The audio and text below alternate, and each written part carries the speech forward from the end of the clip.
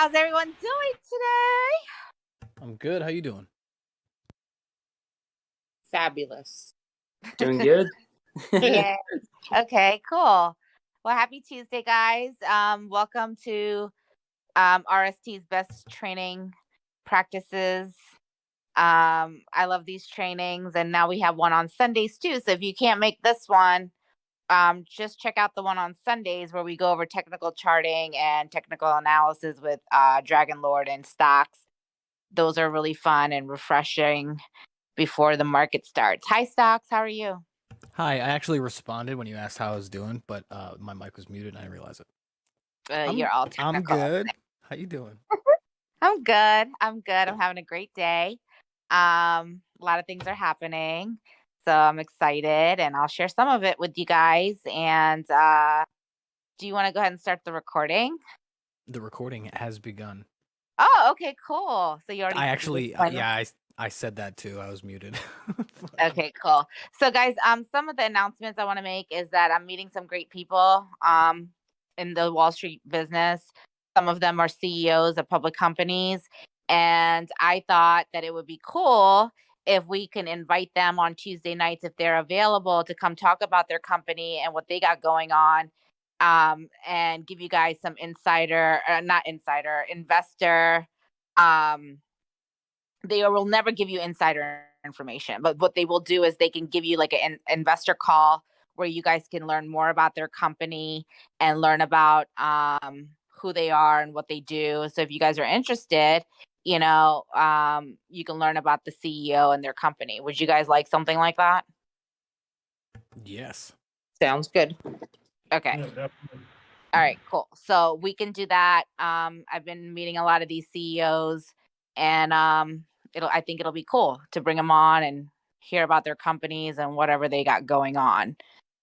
All right. So today, I love Maria how do you say her last name? Bartiromo. I love her. I watch her every morning. She starts at 6 o'clock on Fox Business, and she's really made a name for herself in the industry, in New York Stock Exchange, in the Wall Street world. And I'm not sure if you guys watch her, if this is the news network you guys watch when you guys are trading, but this is my go-to network. And I watch her every morning, and she's really good.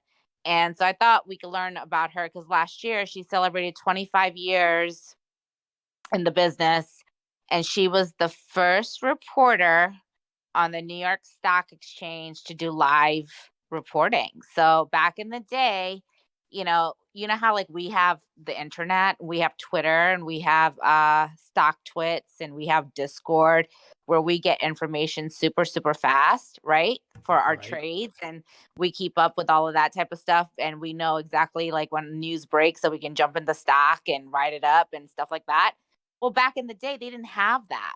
And guess who their voice was? Guess who the guys in Wall Street's voice was? It was Maria. She was the only one that they threw her on the New York stock floor with the mic, and she would go around and get all the stories. So she is an icon. All right. She's an icon in Wall Street. And you guys should definitely check out her show in the mornings if you can. Great, great reporting, live reporting. She's awesome. I can't wait. One day, I love Charles. I love Charles Payne, but hopefully one day I can make it on Maria's show. That would be awesome. All right, let's roll the first clip. Rolling. Maria, I mean, it makes me emotional for so many for so many reasons because I know what you did for women. I know what you did for women in finance. I know what you did for women across this country, standing there and being your strong self and just being as brilliant as you are. So what was one of the most significant moments on the floor, looking back? Well, thank you so much for saying that, Dagan. I think one of the most significant things is what I said in that piece, and that is the idea that investors can get information about trading as it was happening. I used to be on the floor, and I loved going into the crowd. So I would say in the morning, look, IBM is the stock to watch. We're going in. And then I would walk into the crowds and say, what does the market look like? What does the market look like?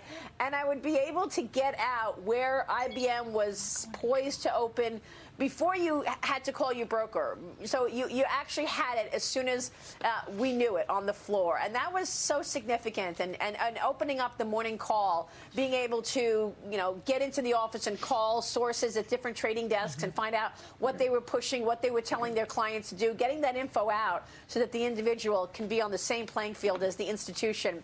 I'm really, really proud of that. But mostly, I just want to say that everybody at the New York Stock Exchange was so kind to me, even though there were a handful of people who didn't like the idea that things were changing, that Dick Grassa wanted to open it up and that cameras would be there, me, a woman having the camera.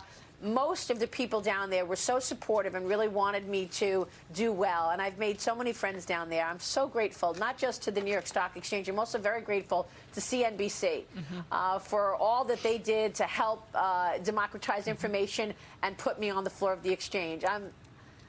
I can't believe it's been 25 years, and it's definitely emotional for me today, looking back on all of those years. So much has occurred in this 25-year period. What if everything we think we know about our leaders, our society, and our relations?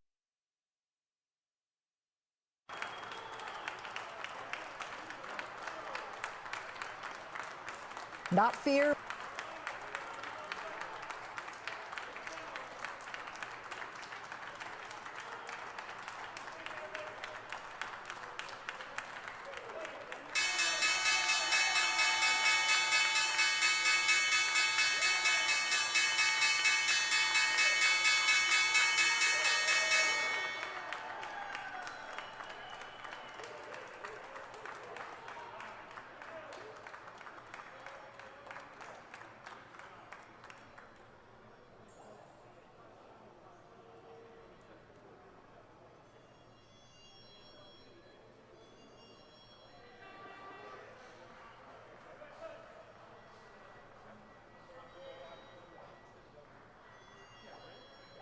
All right. I like that. The opening bell celebration. Yep. They commemorated her for 25 years in the stock world. How cool is that, right? Yeah. All right. See, anything's possible, guys. You could be the first of something, and now, you could be, anyone can do anything, right? And she had an idea, put me on the New York stock floor. I'm going to be the one that calls the parabolic calls. I'm going to be the one that does the hot alerts. And that's what she did for all those guys on the floor. How cool is that? She was their cheerleader with a mic and a camera. So how's everyone's week been going? Not bad. I made a great call on Sunday, so I'm proud of that. Your GNCA. call where you called the loser? Yeah, GNCA. Which, yeah, I saw. Ran from 40 cents to 90 something cents on I Monday. saw that. I was going to comment, but I was so busy I couldn't. There was just a lot going on Monday, but yep, I saw that. I saw you comment at 3 a.m. my time. You posted the chart. It was my call, and then a few hours later, it was you with the chart. Yeah. And I came back and looked and saw this move. So yeah, that was nice. That was a nice little call. Good job. Today did I sold. Did you get into the call, or did you just make the call and didn't get in? No, I just made the call. Oh, yo. Yeah, that's okay. Right. I means like, oh. No, but that's good though. But that's how you learn, right? That's what I'm saying. It's building my confidence. If I make a call and then I make that same type of call week after week, and I see the same type of return, whether I'm in it or not, more than I don't see it pay out, then I'm gonna play that kind of call way more often. Did anybody get into this call? Did you guys make money? If you did, you owe it to stocks only. Where is it? GNCA. I called KLDO, and I looked into why it dropped, and it dropped because the company is delisting. So I was like, don't buy that. The company's going out. But my next call would be GNCA, and then that fucker went. Yeah, that's a parabolic move right there. From what did it go from? 50 cents to 90? Yeah, that morning it was at 54, and it ran to 90. While I was watching it, it looked like it hit like 94-ish, but that was only on the Robinhood page. And it was 40 cents the day prior. So if you got in the day prior, you got an even bigger move. It was 115% run from the day prior. Nice. Oh, that's nice. That is awesome. Yep. So see, Stocks found his little niche, which is finding the losers of the day and getting in for the dead cat bounce. Find the That's what they loser of call the it. day and then look into why it lost. And if it's like, oh, it lost because they announced like a, they had a trial medicine and it, it flopped and everybody sold it. It's like, well, they're still a company. It's not gonna fucking just stay at the bottom. But if it's like Yeah. this company's going out of business, then just be careful what you get into. If it's the top loser of the day, there has to be some kind of reason. If there's no reason, buy that fucker up. Well, thank you for that. That is a great best practice tool right there that I have started to use. And I saw your loser of the day last night as well. That was And TRKA. It didn't do much today, I don't think. I it stopped didn't do watching it much actually. today, but I have it on my watch list. Oh, So, this one I called just to me and Lori last night, and that moved. I was like, oh, this moved in the pre-market to 380 from 269 the day prior. So you could have traded this early in the morning, but I didn't put that out there. It was just for just for me. that's cool. I didn't think it would actually move at all. Which it Do you really know didn't. why it moved? No, all I know is probably because it was the second loser of the day. Like it hit 269 and people bought it up early in the morning and traded this little dumbass little peak. The volume it wasn't even shit. It was 5,900 at that time. Mm-hmm. And it was up over $1. That's cool. So I kind of did the same thing. I found IMPP at $1.13 last night, and I was just like, "What? Why is it so cheap?" Yeah, And it ran. yeah. Look at that. It just because I saw the news on oil, and I was like, "That's the ticker everyone goes to for oil." Yep. It used to be INDO, but INDO is way too expensive now for people. So the next ticker down is IMPP.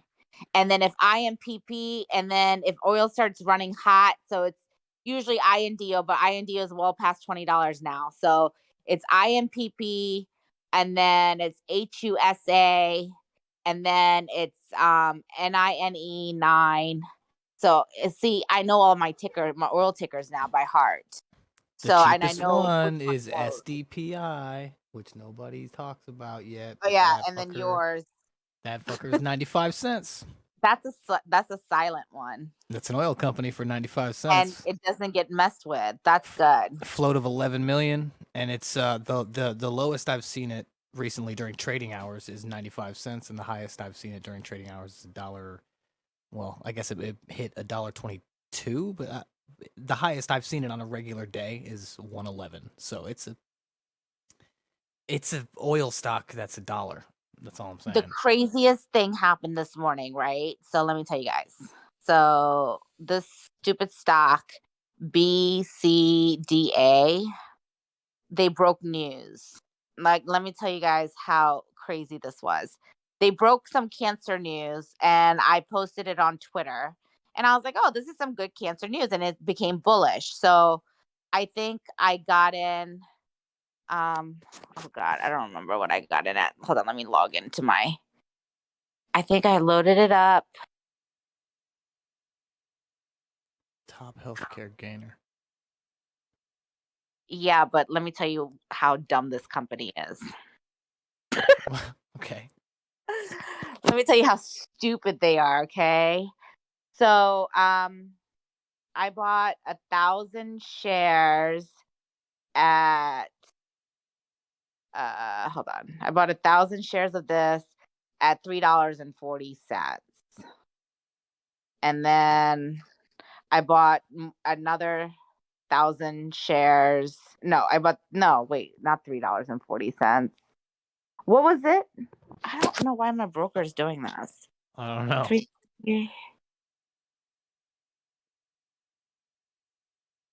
Hold on, guys. Yes, I bought it at $3.40, and then it ran to $3.85, and I sold it at $3.80 right in time because I didn't know what was happening, right? Because I was kind of late on this news. It broke before 7, before my broker opened. So anyway, long story short, I got it at 340. I ran it up. I made like $400 or something. And then boom, you see those red candles? Yeah. I was like, what the hell is happening? So not only did they drop the news, right, that they have this great cancer drug or whatever. Soon as they drop the news, like literally like 45 minutes into the news, they drop a freaking offering. Oh my God. That quick, huh? Yes. Like, what in the world? Who does that? I don't understand why people. It's almost like they're just like someone's in the back office and they get off on offerings and they're like, the stock's up, fucking offer, hurry. Oh my God, I sold it right on time, guys. Like, and then it just look at that. And then it went down, and then they got, and everyone was pissed because I saw the sentiment, like, you know, on stock twits and then on Twitter and stuff, and everyone was pissed and they started shorting the crap out of it. Yeah, look at it now. It's under the levels. I mean, look at it. I just mapped out 2 key levels, and it almost never goes under them since February 2nd, and now it's under them again. Congratulations. I was talking to one of my mentors before this, before our training, and I was telling him about the stupid stock, right? Because he was asking me how my day was, and he was like, "Those are the types of plays that you definitely want to short." Yeah. You know, that's how you short it all. So anyway, and you sell. I should have sold it and then took a short position Yeah. and wrote it all the way down. I would have made a lot of money, but I didn't. Shorting's dangerous. What if you shorted it and then it skyrocketed $9? Right. Then you're pissed, you know. Yeah, exactly. Anybody else have a good week at all yet so far? Oh, it's only Tuesday. Miss Jen does. Yeah, I did. I did. Tell him, Miss Jen. Tell him about the parabolic move today. I know. What was it? LIXT? LIXT. I saw you tweet that out. I was like, cancer's hot. I'm getting in. And I'm getting out. that was okay. So that play was right after this other stupid BCDA play. Yep. And so anyway, so then I saw it. I saw the news, and I was like, I remember this stock in 2020. It ran to like, I don't know. It did some parabolic move of like $6 or $7 spread. And so I knew the news was good. I knew the company has very low float, and yeah, I jumped in and got 2,000 shares, and I was going to sell it in pre-market, but then I was like, nope, I'm going to hold. And I knew it was going to make some big moves today because I read the sentiment of the market and everyone was like all hyped about it. And Ryan, who's listening, he's just not feeling good. His actual girlfriend has COVID and he tested negative for COVID, but he has all the same symptoms as she has. So anyway. I hope you feel better, Ryan. Yeah, he's resting, but he got in PTE, and he got 8,000 shares and he made like $380 today with PTE. I was so happy for him. Hey, wow. I also got it too, but I didn't load up like him, and so between those two stocks today, I sold both, and I'm like, okay, I'm way up and I'm taking the day off. My husband's off today and I'm just gonna relax. So that's what I did. So, but I actually loaded up tonight on this too, that just guys keep your eye on. I've been holding MTCR. It had a little nice action, but SONN is going. It's another bio company who's going to be presenting. This is a buy sell short, his thing. Yep. I'm in at 36 cents. It closed at 48 cents tonight. 36 is a good position. Yep. And then I'm also in MBIO is another one. Tomorrow's the last day of the cancer, all of the presentations that's been going on all weekend. And SONN is presenting tomorrow and MBIO is also presenting. I'm in at 87 and it's at 93. It closed tonight. All right, hold on. Watch list 4. See, this how I do my watch list each day. I just make a new watch list for a date. Mm-hmm. Yep. That's it. Drop whatever I'm interested in. Did you for say the day. M as in Mary, BIO? M yes. Bio, yeah. It's Mustang Bio. Yeah, that sounds like a BSS play. He It loves is. the It penny is. buy Hold on. lows. Yep. So It is. BSS's plays today I was looking at. Time, Yep. TYME, SONN. He's back in XCur. Yep. MEIP. It was my Still call a few weeks holding back. I might get back in MTCR. that. MTCR, he believes it's like a merger or buyout that should be being announced. He swears any day, like soon. So I'm just holding. I mean, I only got 1,000 shares, so I'll just hold it and whatever. Wait I till it took happens. my took my gains on it today on MTCR, but I was going to. I'm gonna do that I mean, tomorrow. look I at said it, that you to know. Ryan. So I took my gains right about here, Lori and I, and then we saw it drop back down, and we did the whole like yes. So if it's still low in the morning, I'll buy some more. Of course. That's what I said to Ryan today because he's in too. I'm like, tomorrow, if no news and it runs, take your gains and then just rebuy back in on the drop. It always drops at nighttime. Yep. BSS has the best plays, and you'll never lose money if you listen to him. That's why I You'll felt like literally, I keep his Discord open. If you go to in his Discord, which is paid, but he has free shit in there. I just keep free day trade ideas open, and just that I don't even look at anything else. So when I go to his Discord, I click on it and I see his newest plays, and I go look at them and do my own DD. Yep, that's exactly. So that's what I did with the two SONN and then MBIO. So and he tricks you because he also has free swing trade ideas, but he doesn't have like anywhere near as much detail. If you go to free day trade ideas, he puts his swings in there with more DD. So yep. So yeah. So watch those two. There was nice. There was huge buys coming in later in about between 7:30 and 8 on that SONN. Nice big buys were coming in, like 48,000 shares. Like it was just crazy. I was like, oh wow, okay, we're ready. Let's go. There was a 82,000 share right there. Fucking 20,000 sold was the last thing on the tape I see. But there's lots of buys. And that's only 49 cents. See, these are the kind of plays I like because I don't have a whole lot of money and I can load up on this. Get in, get out. Yep. So yeah, my average is pretty nice. I got in at 36 cents. Yep. These are great plays for people that have full-time jobs and can't trade with us all day. Yeah, you get in, get out, and then stop paying attention. Yep, exactly. Just make sure you get out before you stop paying attention. Don't get greedy. Yeah. So hopefully these two make me bank tomorrow, and I'll do a few day trades. You know what I like doing? If you go to Robinhood, let me show you guys something. Show us. If you go to, hold on, wait, let me go over here. If you go to Robinhood, and you just make watch lists of just whatever on the side, you can scroll down, and if you just look at all of these patterns throughout the days of all of these stocks, these are, because sometimes when you look at a bigger chart, there's a lot to process, and you kind of got to sit back and look at it. But when you look at just a little tiny chart with little tiny movements, scroll down and you'll notice stocks do the same shit every day. Like maybe this stock goes up here and it always drops right here. Maybe in the morning it always dips, and you can see the same stocks and move them to and then you wake up and say, oh, it's the morning, I'm going to buy TEL, I'm going to sell TEL by 9:30, I'm done. Because it does it every day, four out of 5 days a week. Sitting here with a little list like this puts it in perspective because you can't put an indicator on. You don't have a lot to look at. You just see that big pattern of its one day move. You know why it does that? Because there are certain traders that's all they do is every morning is they trade their regular stocks. Right. So exactly. Some of these guys in Wall Street, when you get to know them, they've been doing it for 20 some years.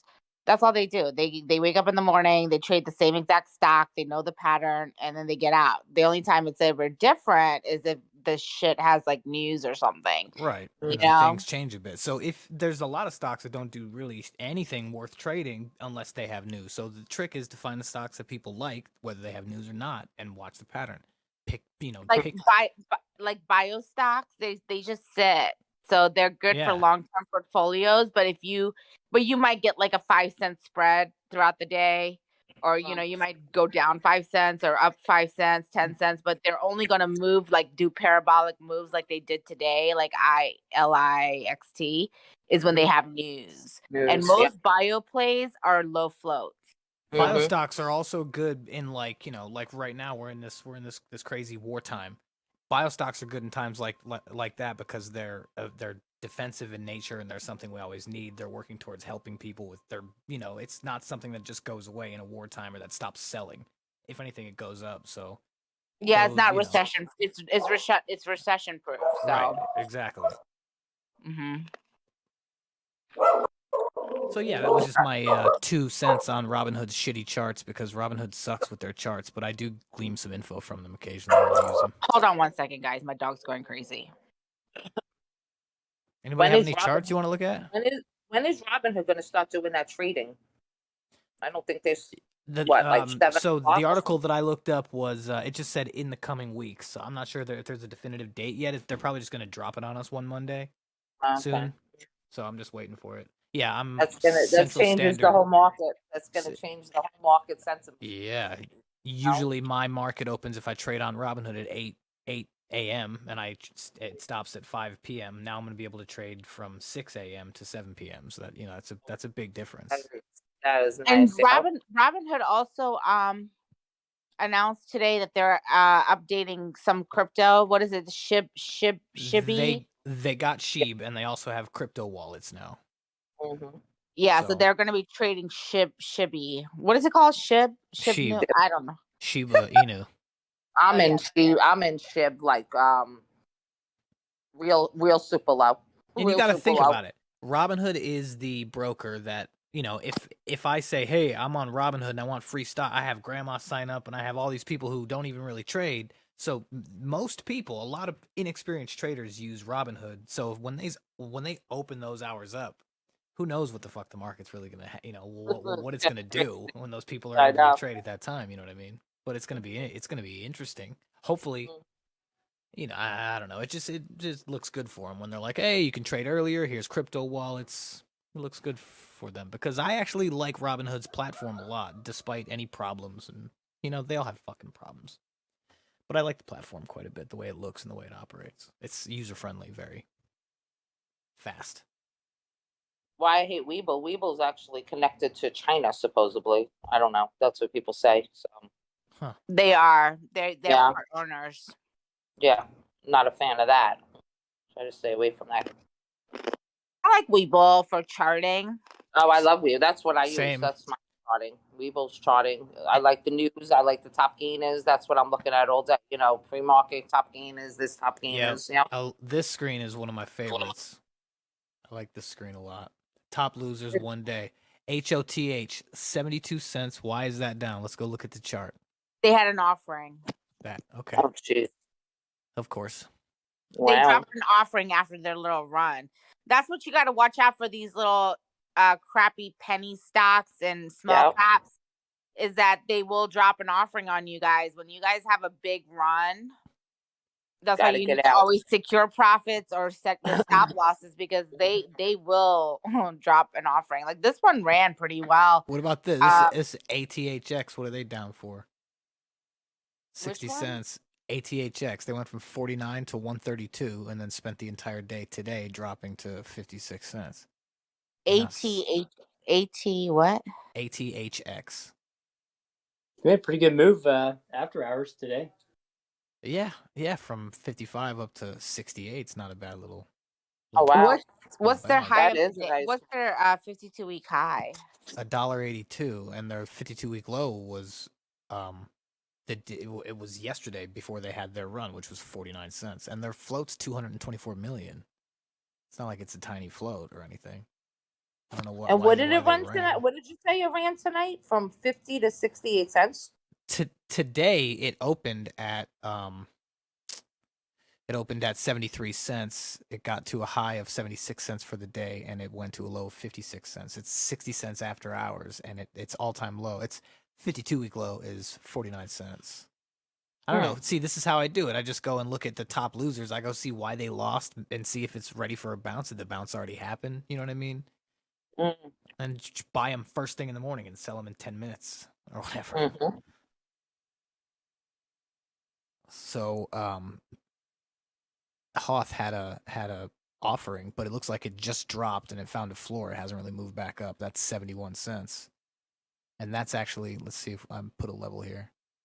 on the So watch bottom. that one. Their offering closes on the 14th. Is that tomorrow? Yeah. Tomorrow's No, 2 the days. 2 13th. days. Thursday. ATHX. No, HOTH. Watch it because their offering closes. As soon as the offering closes, guys, the stock goes back up. Okay. Yeah. All right. So that's that's under a dollar right? play. I like it. Yeah, that's Thursday. Okay. That'll be Thursday. And so those are the two cheapest losers. And then there's CYTO, which is $1.14. Which who called that? That was you called that yesterday, right, Shar? CYTO in RST. Yeah. Well, I got it from Alpha, but yeah, I called it. Well, right. You alerted it, is what I mean. I'm not trying to like take anyone's credit. CYTO is the second top loser of the day. Yeah, of course not. It's the second top loser of the day. It opened at 137, it got to 152 and dropped to a low of 115. And it dropped to a low of 105, and after hours it's 115. So maybe that's due for a little bounce too. You see, I just like those because then I can, I don't have to sit there and trade. Then I can just watch my swings, and if anything okay, so happens, I was mad at this one because not this one, but the other one. Which one was that you were trading, Miss Jen? VERU. VERU. Sold that. Oh my this God, morning, I made totally another missed banger. That was another one. Why I stopped trading today. I bought that again last night on the dip at 11 and change, and I sold at 14 this morning. Right at Nice. Yep, sold at It was in the 14s. I'm like, you know what? It couldn't break the 15, like stay above 15. It ain't going much, and I sold it like 14.06 this morning. Well, Miss Jen, if you woke up at 4:00 this morning, it went to $15. I know it was at the time. I know I had my alarm, and I just pressed it, and I never got up again. This morning, I woke up and my alarm clock was on the ground. I was late because my alarm clock was on the ground, and I think one of the batteries got dislodged. I'm like, great, cool. It's fucking 9 o'clock before I woke up, which is and it's a half hour after the market opens. I'm like, oh my God. They shorted that. So I knew they were going to short that because I saw a lot of discords in the short area. They was going to short. They said it was till 10. So mad because I put the news in RST in the morning and I totally forgot about it. And I totally forgot to even watch it. And then all of a sudden, Alpha's like, VERU, and I'm looking at it and it's at $7, and I'm like, wait a minute, the shit was at like $4 in pre-market. Oh, you didn't get in? Oh, you told me you didn't get in that one yesterday, right? Yeah, I got in now. And then I did it, and I was just like, wait, this one looks familiar. So then I went into RST and I scrolled up to see the news that I dropped, and I was so mad because I had that stock at $4, right? And I was just so distracted because my mom came over this weekend and she spent the night, and I was dealing with her in the morning, her getting ready to leave. And I was so distracted, I totally missed it, right? So then later on, when it was running, he tells me about it at 7 something, and I'm like, I'm not chasing this, and I'm such an idiot because. And Sean, that's when I got in at 7 something. Me and Ryan got in at 7. We sold a little too early though. We sold it like I think 9 or 10 or something. I was like, I went to 14. Oh my God! I was like, I'm not chasing this. I don't chase stocks. And he's like, okay. But like that thing went to $14. Yes, that's what. Yeah, we sold to I think we sold at 10 or 11, me and Ryan, but we got in at 7, and then I watched that dip, and I rebought in yesterday about 3:30. It hit like 11.60. My average was 11.69, and then I sold at 14 again this morning. I was like, yes. Yeah, and I don't miss stuff like this. So because usually when I see news like that and I put it in the room, I'm pretty confident, right? So. When I saw it and I put it in the room, I don't know why the hell I didn't buy 1,000 shares of that. Can you imagine if I held?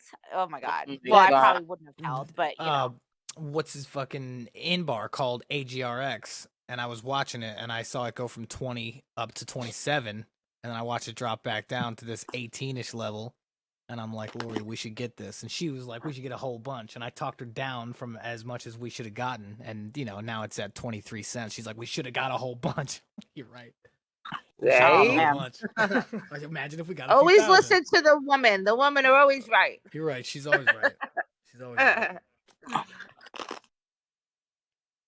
But we're in it. Hopefully it moves up tomorrow. I'll sell it. Get the fuck outta here. Nice. That was like 13 cents, wasn't it? Early pre-market Yeah. this morning. Yes. I was kicking myself that I didn't see Inbar's call on that one. Well, Definitely I saw it kicking at 20, and I saw that it was, it was testing this level multiple times, and I was like, I don't know if it'll go. And next time I checked, it was up here. I'm like, fuck. So then I started watching it, and I bought some at the 18, 19 level, and it was worth it. Nice. Worth it. Sometimes I just play his calls blindly because he's from the future. Mm-hmm. Oh yeah, hey, I forgot the disclaimer. This is for entertainment purposes, and we're all actors. This is a joke. Don't listen to anything we say. Don't buy anything. Do your own DD. JC, you got anything for us this week? No, unfortunately, I worked yesterday and today, so tomorrow will be my first day trading. Okay, well we'll look for your ideas and your charting. Yeah. Last week, I think it was Thursday, or Wednesday. Yeah, because you're off on Wednesday. So last week when you were trading, you called that reversal on TK. Yeah, I wish I would have held. Yep, you helped me. Hey. Yeah, that's awesome. I've been trying to spot those reversals, but yeah. That was a good one. You can do it. When you spot them, let me know. Yeah, well, I hate putting stuff in the chat and being wrong, so, but Mike, you will never be blamed. If I take anything you guys say, like, hey, I'm in this, buy this, and I buy it, it's not your fault. I promise. Right. Mike, have you done any trades lately? Or you been working still? No, I've still been working. I haven't done much at all. Oh. They get AGRX today. That was about it. Oh, that's a good one. Yeah. Yeah. No, that worked though. Did you get in early or what? Got a good entry on it? No, I got in later in the day like you did. Well, still, that's a good entry, hopefully, I hope. Yeah. So, just been watched it after hours, and we'll see what happens in the morning. Yeah, I was considering taking gains here, but my instinct said not to, so I'm hoping I was right in the morning. I hope you're right, too.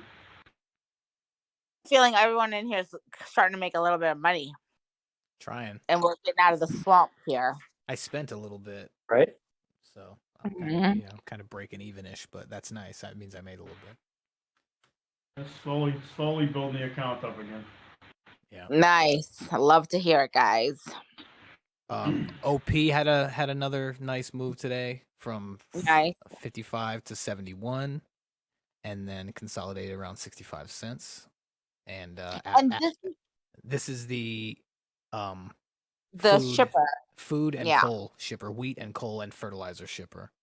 Yeah, so had a nice move, and then it moved another 2 hours after hours, or 2 cents after hours. So hoping that's good. CLXT is another food play, wheat. So I'm holding both of those. I got one oil play, both of these food plays. Nice. And Excella, because why not? It's 37 cents right now. For fuck's sake. There's like professional athletes and stuff, like celebrities that will hire someone like you to trade for them. Me? Oh, really? Yeah, and give you like a cut. Why me? You mean any of us? Because you're good at charting. Oh, well, thank you. Mm-hmm. It gives me confidence when I wake up in the morning. There you go. I lack it sometimes when I shouldn't, I think. Yep. I'm careful. Yep. Where's I'm always careful, and she's like, "We should do this." I'm like, "I don't know." I'm gonna lose money.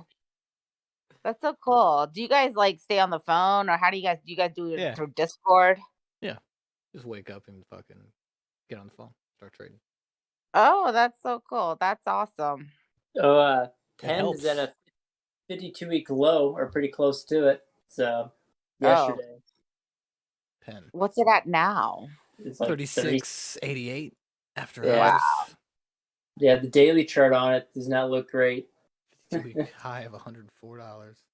Yeah, I know. Let's go.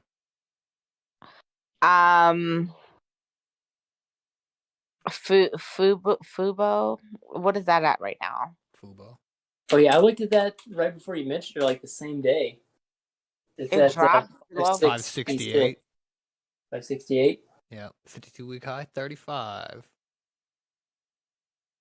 Fubo 566 is crazy. Money Empire, they all trade this all the time. They trade Fubo all the time, guys. It's a money maker.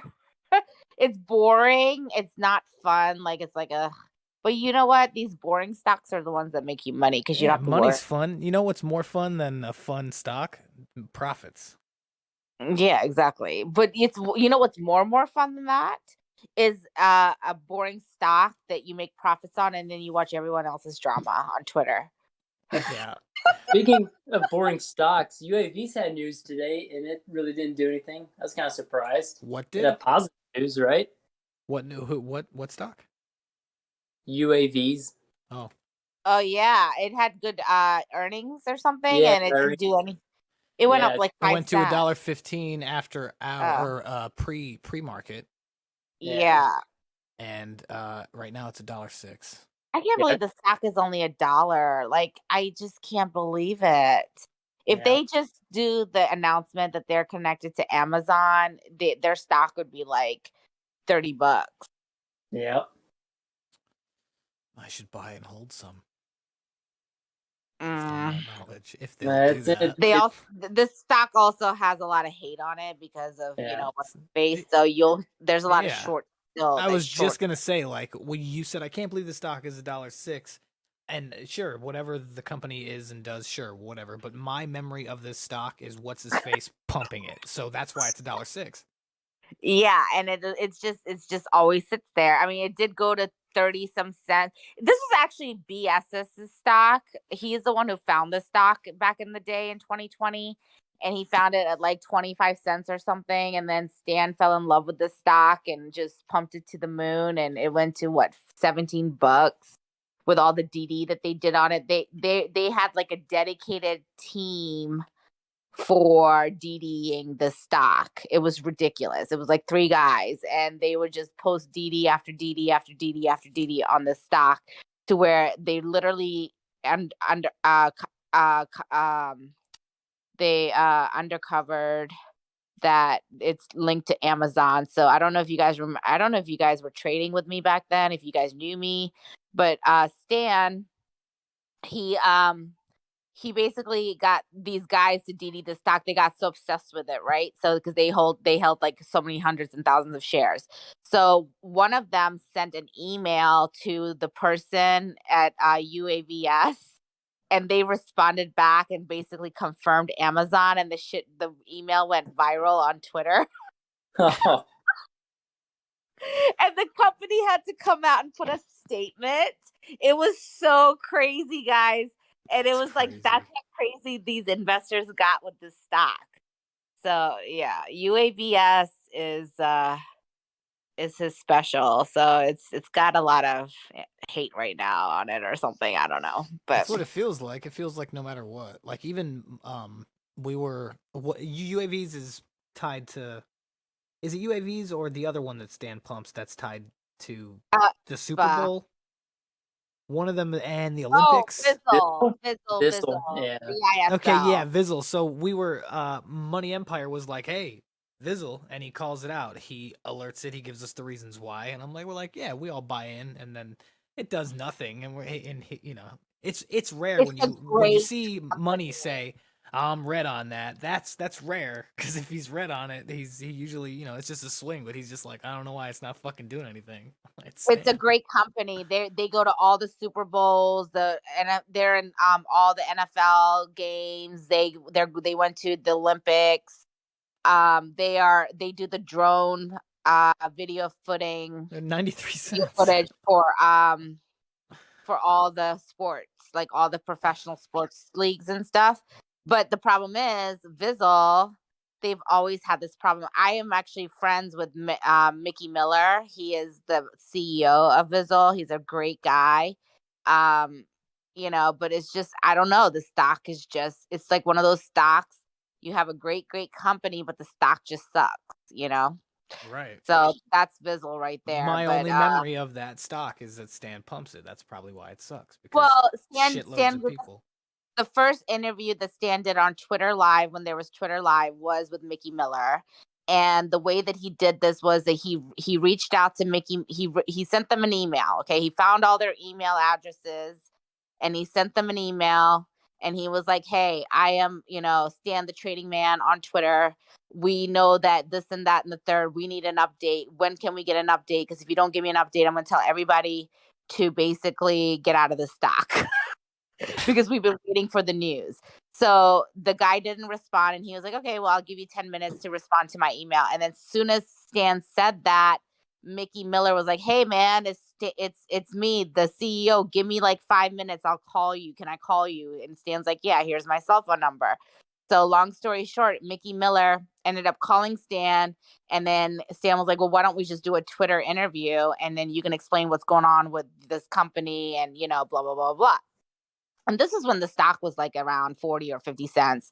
And so then we did this big, huge Twitter interview where Mickey actually told Stan some forwarding statements. And then he had to file a thing with the SEC that he actually went on a Twitter live interview with Stan the Trading Man. It was a filing. It was an SEC filing to make it all compliant. And that he went on a Twitter live interview with Stan the Trading Man, and the stock went up like 80% that day.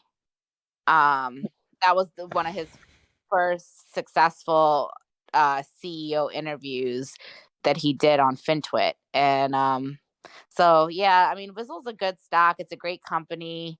And then, what's his name? Hugh Henney said that everyone should add this to their Roth portfolio.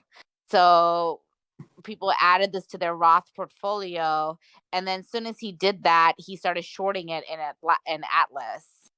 So people were like, "Well, what the hell? Why would you tell us to put this in our Roth portfolio on your podcast, and then you start shorting it?" Right.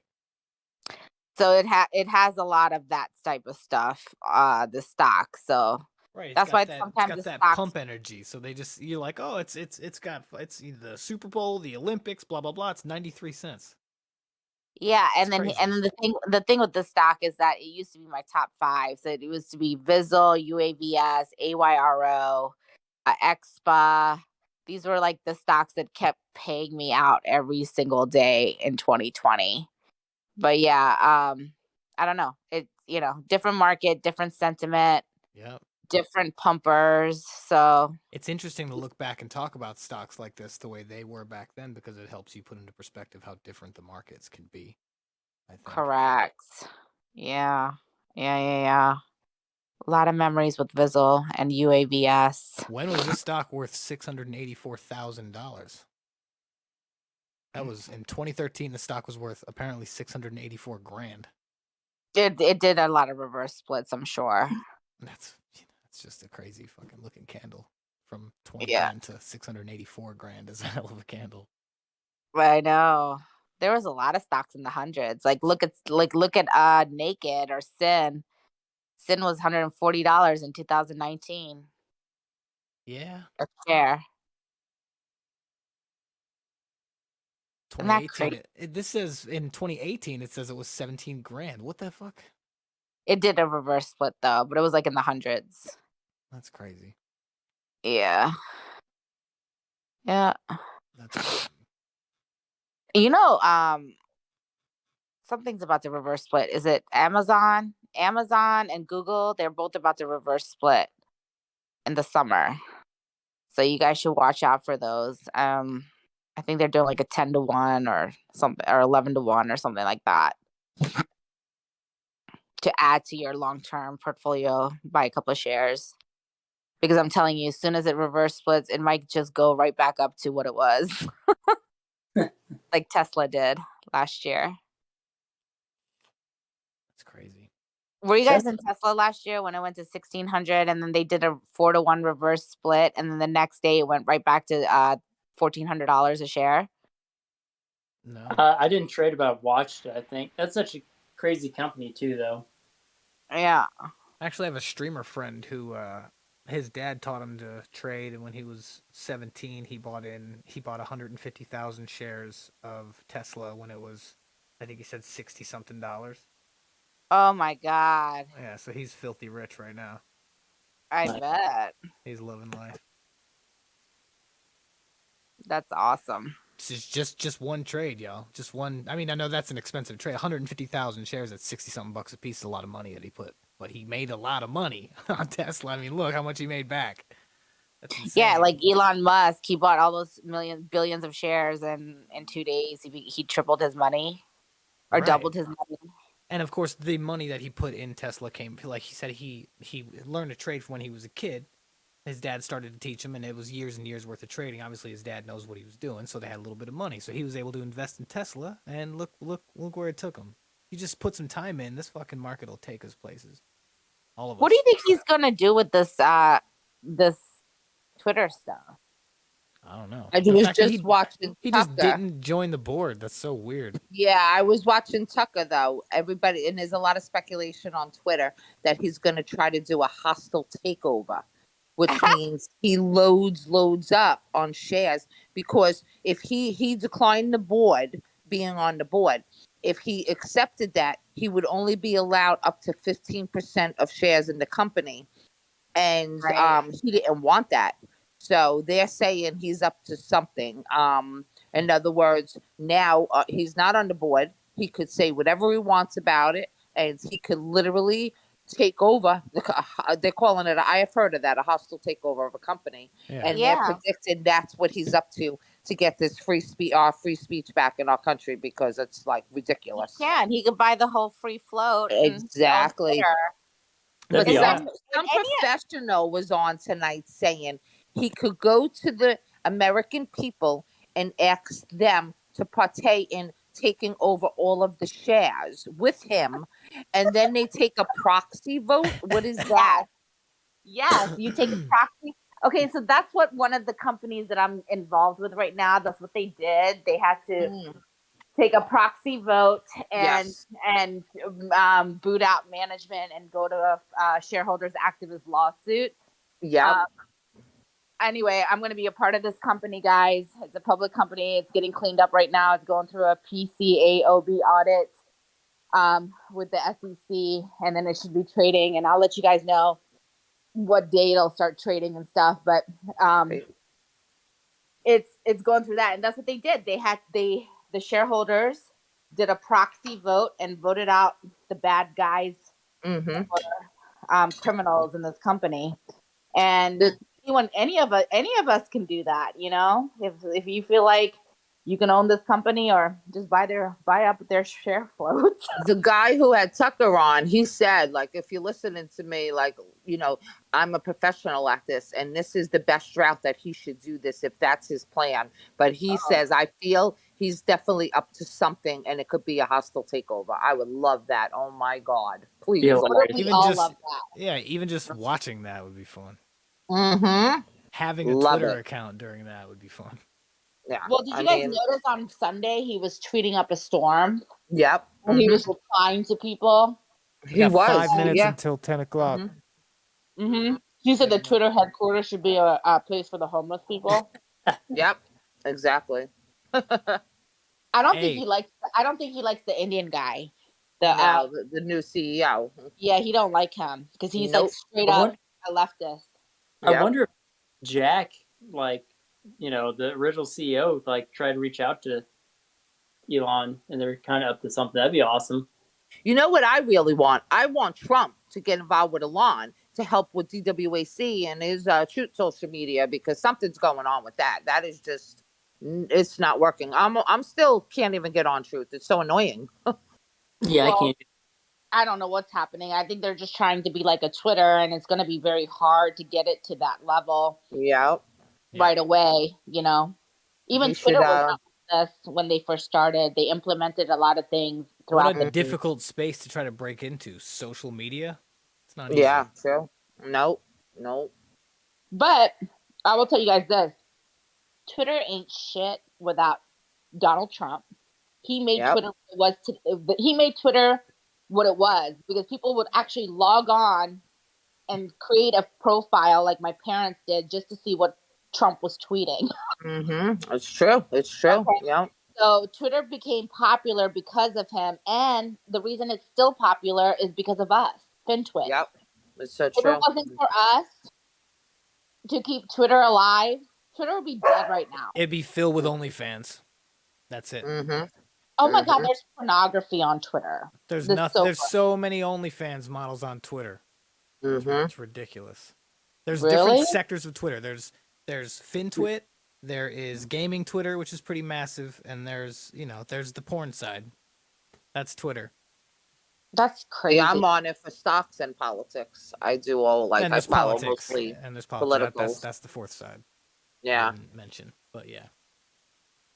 Mm-hmm. Yep. So we'll see what happens to Twitter. I mean, the reason it's not going parabolic and it's only doing like $4 to $5 spread is because, one, we don't know what the hell's going on with Elon, Mm-hmm. and two, until they bring Donald Trump back, that stock will always be shorted. Yep. Mm-hmm. I shorted that stock the day that he got banned on Twitter. Mm-hmm. That was my. This first is unheard of. Like President Trump is banned, but you have Putin, you have the Taliban leader over there tweeting, China Iran. people tweeting. Like, I mean, what the hell is going on? This is not normal. Hey, what happened to Wolf? Did it have an offering? WULF? Which one? Let's find out. Whiskey Uniform Lima Foxtrot. Yeah, that one. It did have. I think it had an offering, right? Today? It's a coal stock? I don't know. I wish it would tell me right here. Why isn't it telling me if there's an offering? You know what else I just was reading? You know what else had an offering? Our stock this morning, Shaw. LITX did a $2 offering. It's an offering, yeah. News of a stock offering sparks selling in Wolf. LITX did an offering and it still ran? LIXT. Yep. No, it did it afterwards. Later today. Yep. It's a $2 offering. Yeah, I see. That's fine. Yeah. It's been down all day because of it. Mm-hmm. I was wondering why the hell it dropped, but I figured people were just shorting it or taking profit. Yep. Let this be a lesson. If you wake up and your stock is green, you should probably just sell it. Yeah. Especially, so remember, this goes back to what I said earlier in this training. What I said those stocks, those penny stocks and small cap stocks, they're all crap. So when they get news and they start running, they're going to drop an offering. Yep. 2 of them did it today on news. That's crazy. Mm-hmm. And HOTH did it yesterday on their news. It's crazy. At least they waited till after hours.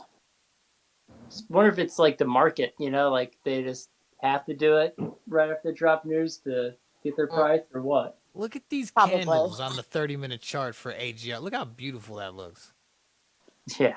Just like, there you go. Yeah. Let's turn on the Bollingers. It just walks up the Bollinger Band. It's like Look at that. perfect. It's like a perfect staircase. Yeah, it doesn't even give a shit. Walks right up the Bollinger Bands, takes a seat. It comes down, it bounces right off the basis band, and fucking here we are. Yep. That's a beautiful looking chart. I'll take a So what are you picture guys of that, put it on watching my wall. tomorrow? Everything we just talked about. Okay. Me too. MBio, SONN, MEIP, ATHX, Hoth, CYTO, a couple others I didn't put on this for some reason that are over here in the recents list. I want to watch Fubo because Fubo's so low. And then we wake up and everything else is running besides our watch list. Right, see, but that's what you just got to find you just got to find your nook and cranny, you know? The day you wake up and your watch list is green, you got to stop at that nook and cranny and figure out what it is and stay there. Right. LLAP is like at a 25. I don't even know what RST is right now. What ticker? 23. LLAP. We played that one like a week ago or something. LLAP. That's the cyber. No, what is it? The like satellites, right? Satellite. Look at that. And I really don't know why that's not running. It's a great company. Why is it getting shorted? I have no clue, but it's. Oh, it's hey, bad. Char, I want to make a point. So earlier, what was it? When you were saying FIO on Sunday, you're like, this thing's not done. You might be right. It might not be done, but obviously it's been dropping since then. So when you said that, I went and looked at the daily chart, and if I were to look at the daily chart without ever hearing your input, and this could be anybody's input, that when it was just a green candle and the Bollinger Band, I would have said that looks done to me, and look what it's doing. It's done. Right, like it's done, but it might not be done. This is a huge fall after a huge climb. It's trying to find a floor, and it's gonna walk back up. But you know what I'm saying? Like it might not be done. There could be reason for it to continue, but in that moment, just because this chart looks like this on the daily, it's gonna be done, at least for now. Because nobody wants to hold it up here and hope it walks up the Bollinger Band unless it has real good reason. You know what I mean? Like a serious catalyst, or else it's not going to walk up the band on the daily. I got lucky with that one. I was down, and then I just like loaded up my shares, and I got my average. I think my average was like 222, and then I got my average to 207, and I sold at 204. I thought I was down though because it was at 177 that day. Was it yesterday or the day before? I got lucky. It ran a little bit, and I was like, I'm averaging down, and then boom, it hit close to my average. I only lost like maybe $80, which wasn't nothing. So that's not bad when you look at the bigger picture of everything. That's the best thing to do. Like, oh shit, I'm down. I've had those days. SBet is a stock that I lost a lot on, and I had a day where I watched it. This was before I started to lose on it. I was down for a few days, but I was confident that it was going to go up. And the day it started running, I watched it run to my average, and I was like, we're good. It's going to blow right past it. It hit my average exactly and then tanked for 3 months. Oh, jeez. I was like, motherfucker. Wow. Big lesson learned there.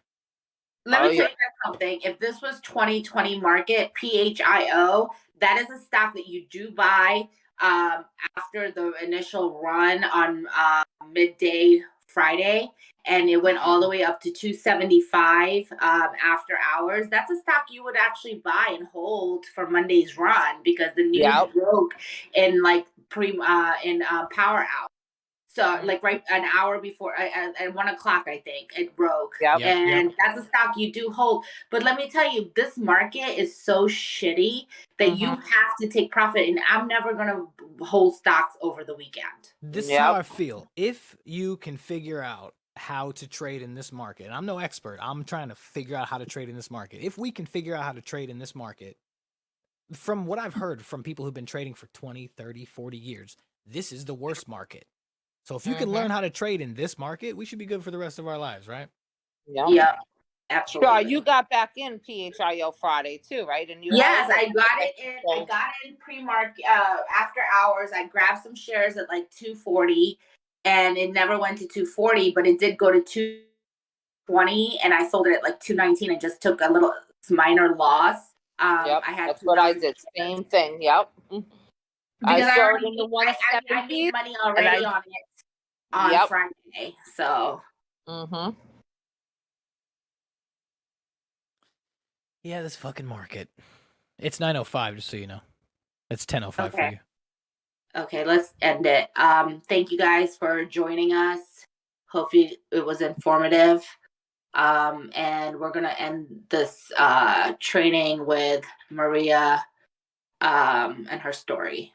I appreciate you guys. I love you guys, and I'll see you guys, and let's kill it this week. Love you too, Shaw. Night. See you, Brian. Thanks, everyone. Have a good night. Good night. Good night, y'all. I'm pressing play. Maria Bartiromo is recognized by viewers of the Fox Business Network for hosting her weekday show. But there's so much more to this well-known news anchor. Here are some things you may not know about Maria Bartiromo.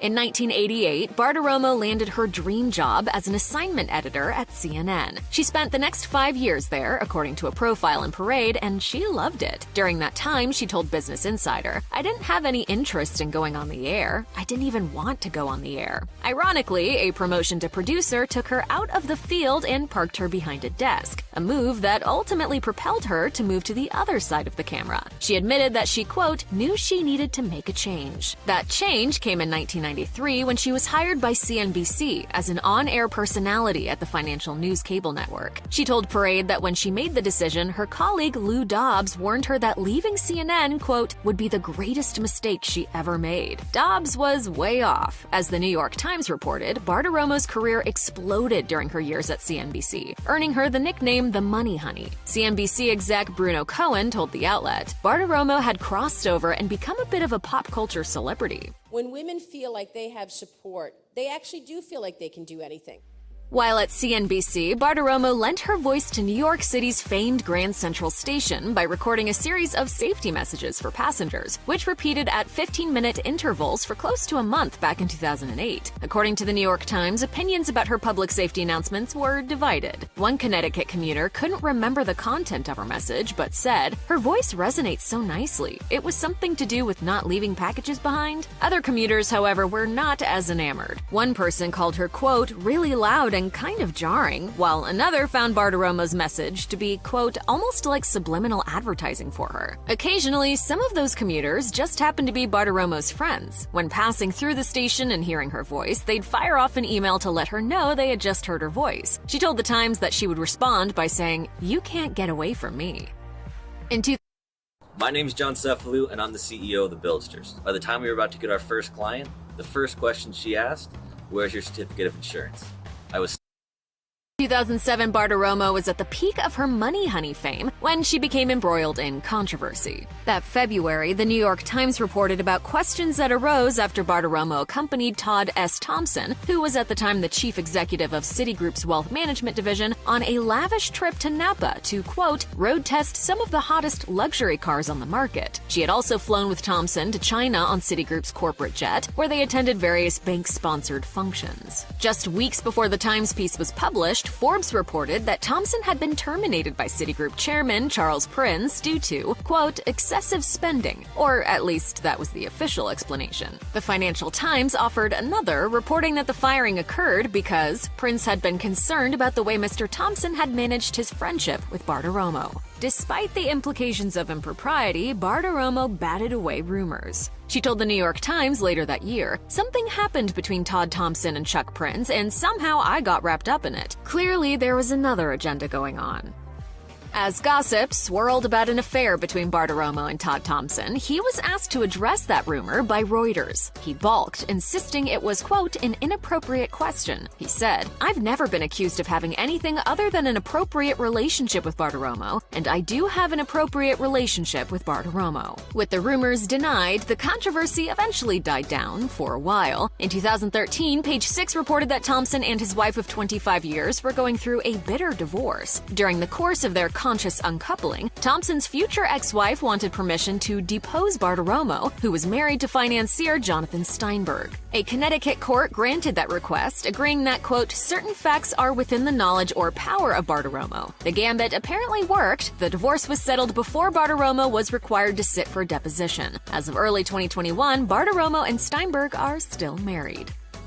By the early 2010s, Bartiromo was at the top of her game. However, there was a new player on the field, Fox Business News. As the Daily News reported in 2012, this rival financial news network had been sucking ratings from CNBC, with network execs reportedly freaking out as viewership plummeted. In 2013, Bartiromo announced she was leaving her TV home of 20 years for a new gig at Fox Business. As the New York Times reported, CNBC issued a statement addressing its star anchor's departure, saying, "After 20 years of groundbreaking work at CNBC, Bartiromo will be leaving the company as her contract expires on November 24th. Her contributions to CNBC are too numerous to list, but we thank her for all of her hard work over the years and wish her the best." While ratings were down, the Times pointed out that CNBC was still attracting more than 3 times as many viewers as Fox Business in the key demographics. But that changed after Bartiromo's arrival. By 2018, she was regularly beating her old CNBC show, Squawk Box, and in October 2020, Mornings with Maria marked its highest-rated month ever in total viewers.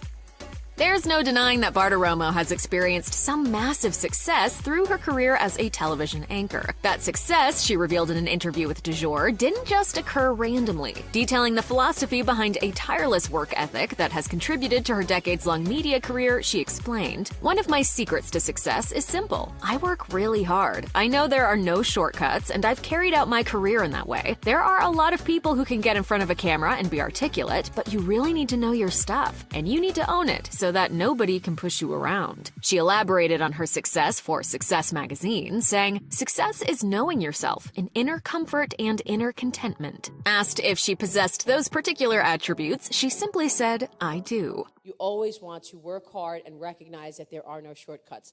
Once she was at Fox Business, the financial sister channel to conservative-leaning Fox News, Bartiromo quickly assimilated into her new surroundings. As she settled in, Bartiromo came to become one of the leading TV cheerleaders for President Donald Trump. Her former colleagues from CNBC were pretty much baffled by the puzzling 180-degree turn from apolitical financial journalist to right-wing pundit. One of her past CNBC colleagues told the Los Angeles Times, "There's a lot of eye-rolling. Maria was always considered to be a principled professional. She's losing a lot of respect from her fellow journalists." Speaking with the Los Angeles Times, Bartiromo addressed allegations she had abandoned her journalistic ethics. She explained, "I've certainly broadened my portfolio in terms of who I'm speaking to and what I'm covering. Have I become more conservative? No. I've always been pretty straight down the middle in terms of my personal beliefs." Once the dust settled from the contentious U.S. presidential election of 2020, all the U.S. television networks had called it. Former Vice President Joe Biden would be the next president of the United States. Despite losing both the popular vote and the Electoral College, President Donald Trump asserted that the election was rigged, claiming he had actually won in a landslide, but that the election was somehow a fraud. If you count the legal votes, I easily win. Once the mainstream media had declared Biden the victor, Trump was interviewed on Bartiromo's show for an appearance that immediately became infamous for her softball questions and refusal to demand Trump prove any of his demonstrably false claims. As USA Today noted, Bartiromo was slammed by fellow journalists for essentially providing a platform for the president's baseless gaslighting. CNN's Amanda Carpenter tweeted, "Let's be clear, Bartiromo is not interviewing the president right now. She's providing him a free platform to feed his base talking points uncontested. This is propaganda." In the weeks after the 2020 presidential election, viewers of Bartiromo's Fox Business Network show watched her regularly discuss a company called Dominion Voting Systems. She and her guests claimed Dominion software was set up to switch votes for Donald Trump to Joe Biden, effectively rigging the election. Those claims were false and resulted in Dominion's lawyers sending a letter to the network and its hosts addressing, quote, patently false accusations and a smear campaign against the company, according to Business Insider. A similar letter from another voting machine company, Smartmatic, led Bartiromo and other Fox News and Fox Business hosts to air a pre-taped segment debunking the various claims of election fraud they'd been making on their shows. Broadcast journalism has been very good to Bartiromo, and that also applies to her bank account. The Fox Business anchor has socked away an estimated $50 million. According to The Street, Bartiromo is one of television's 10 highest-paid news anchors, with an annual salary of $10 million. In addition to her Fox Business salary, Bartiromo has some other revenue streams funneling cash into her account. One of these is her sideline as a writer. She's written several books, including Use the News, How to Separate the Noise from the Investment Nuggets and Make Money in Any Economy, The 10 Laws of Enduring Success, and The Cost, Trump, China, and American Revival, published in 2020. Check out one of our newest videos right here. Plus, even more Nicki Swift videos about your favorite celebs are coming soon. Subscribe to our YouTube channel and hit the bell so you don't miss a single one. Good night, you guys. Thanks for watching. See you, everyone. Night. See everyone in the morning. See y'all in the morning. Good night.